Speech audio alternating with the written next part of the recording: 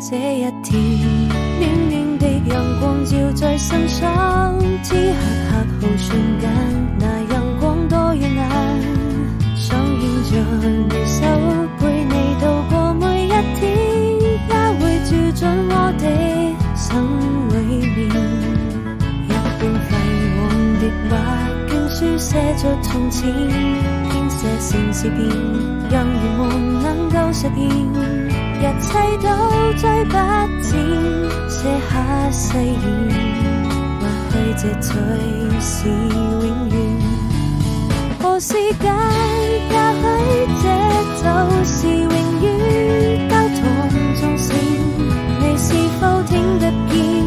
我相信最後一站會是起點，是全世界最美風景線，從遇見。